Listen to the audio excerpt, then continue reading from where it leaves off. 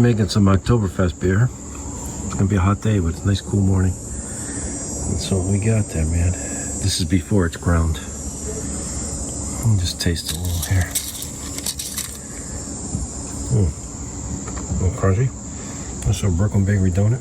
And coffee. And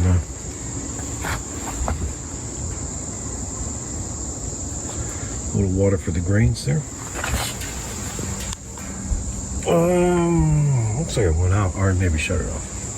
It's okay. Grains all ground up. It'll be 10 gallons Oktoberfest beer.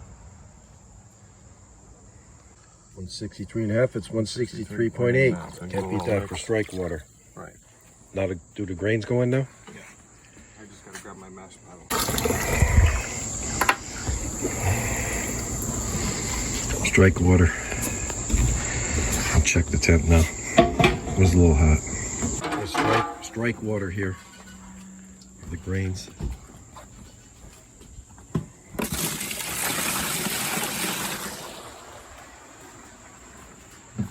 In my son's house. Nice back there. Big hillside. Old pony barn. But yeah, so this is what we're doing here today. So I want around 150. That's the mash, guys. Oh, it'll end up at 150? That's what I hope. Okay. Some more here. You saw the grains. Crushed grain. Yep. Actually, you can crush anything if you want. If you're prepper, you do wheat, whatever you want, man. Oh, that's. Oh, you're just mixing it first.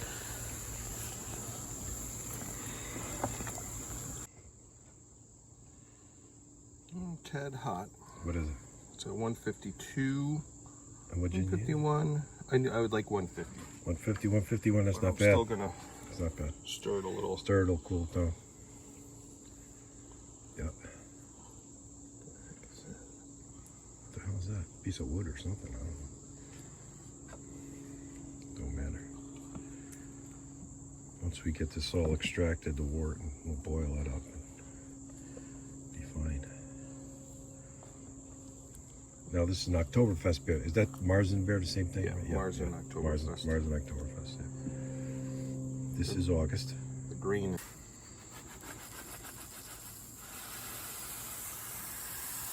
There you go, man. My son makes good beer. Usually I go in on it, but I haven't been drinking as much beer lately. But of course, I do expect stuff when they come over here. There you go, man. Might be similar to other operations, but this is for beer.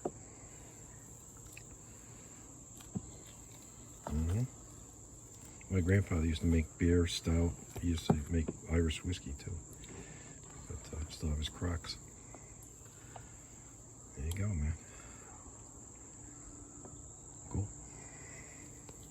Back here, got the old pony shed there. Stuff in there. See the woods up in there. But the old patches there. Yeah. But I'm going over here because it's I gave him some hop plants. Mine didn't grow good this year. Nothing's growing good here. Not enough sun, not enough, very drought. A few hop cones there. You can see.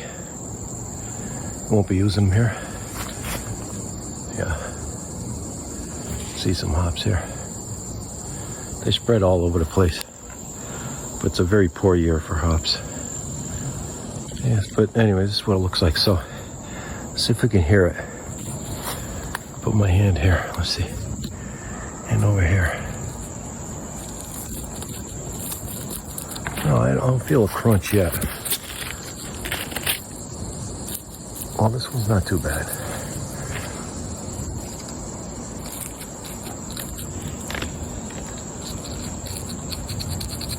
Maybe like a crunch. Maybe just a little bit longer. It's the end of August.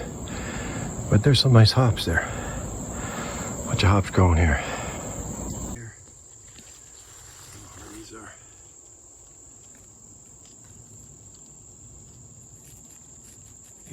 Cascade, but I'm not 100% sure. I gave him some Cascade, some Perilla, some late clusters, but these look like Cascade to me, but I'm not 100% sure. But these, you know, it's been dry. It's a drought, pretty much. So there's a couple more over there. For other stuff, there's a spring water company right down the road here, and this pot here for work and other operations was traded for some homebrew. Farm up the street, a case of homebrew, and got a nice pot. Northwest says Yakima Chief. Just so you know, my 10 by 12 tent was made in Yakima, Washington. So there you go, a little bushcraft tent tied in with the hops there. So, and all my hop plants came from University of Washington. A guy named Scotland up there, he's probably passed away now.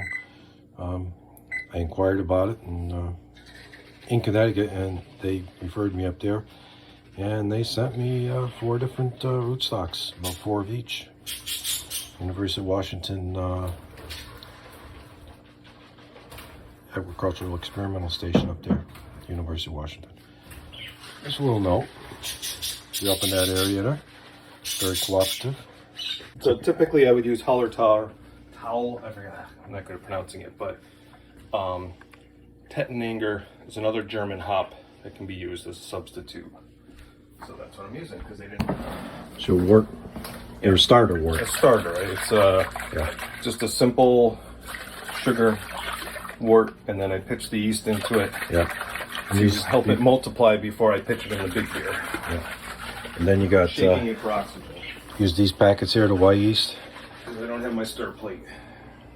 I'm not breaking it out.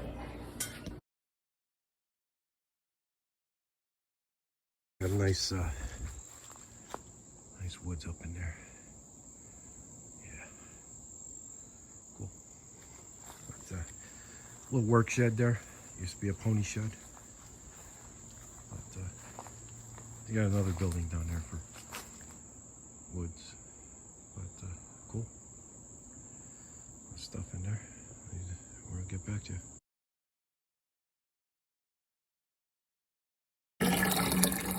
What I was saying is that the water profile of Triple Springs is almost identical to that of Germany. It doesn't have a lot of, it's not like burnt water in England. It's like German water, very clear, perfect for malty beers. In fact, when I do hops, I add more minerals to it, but it's perfect for Oktoberfest. There you go. It's 151. You want that was the whole mash. You want this at 150, or actually, after you added the 159. It's fine. It's perfect. So now it's time to add the sparge water. Okay. 68 degrees on the sparge water? Sparge water is 168 degrees. Yeah, let's go over here. Okay, clear up, please. Staying clear. Thank you. 68, you said? This will stop the... 68, you said? 168 degrees. Yeah. Sparge water here. Stop the changeover.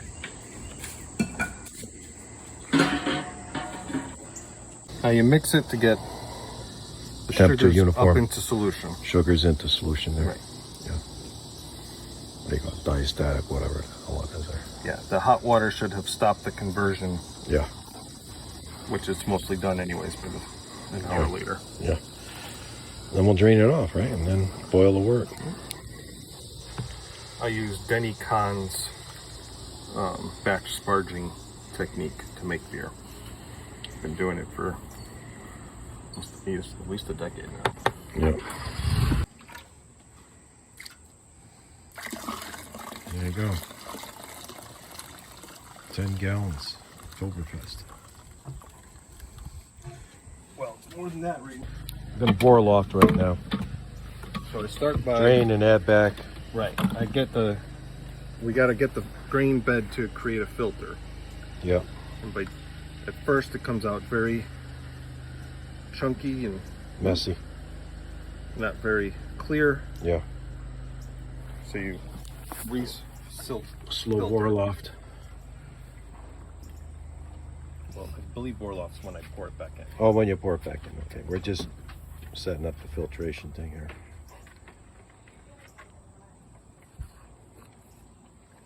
Cool. Vorloff here.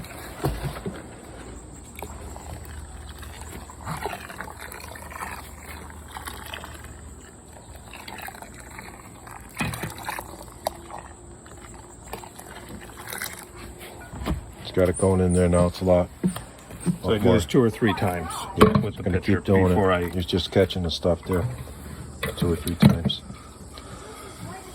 I was telling my son when I was in Germany, Bielefeld, Herforder Pils was the main town beer. It was just fantastic. So, I used to have a million beers, but that I drank a lot.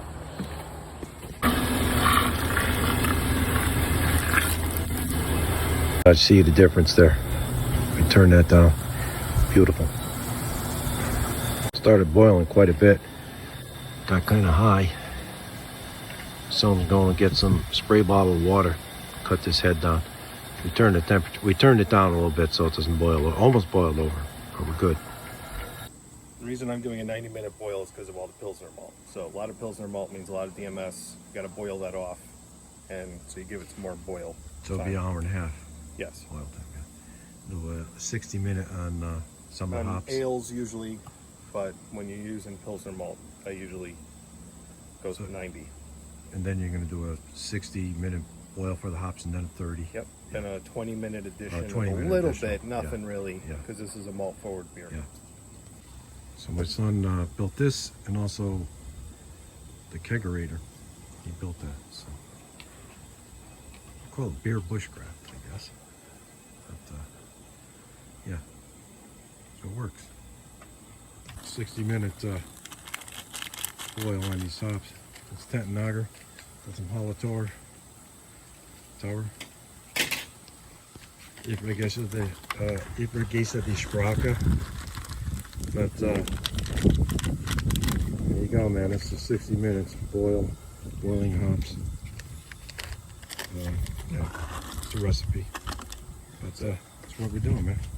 Well, they found some of this in the freezer. My son got the proper hops there, so that's cool. Well, there you go.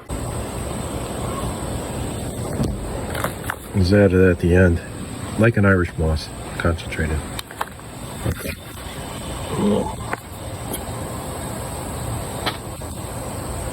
East Energizer there at the end. We're drinking the local East Rock Brewing Company. That's East Rock over there. There you go. It's cooling down. When it cools down, you're going to cool down about 70 first. Yeah. Down to about 70, then it's going to be put in a controlled environment and cool down to about 50 Fahrenheit. 50 degrees, yeah. And then the lager yeast will be pitched. And hopefully we'll get some pictures of that. But he's going to drain this off into a couple different carboys. But that's my end of it here. But he may send a picture when it's in the actual controlled environment. So it's for the Eskimo Fair Rod. And that's the mighty friend over there. Making Oktoberfest beer, Marzen beer.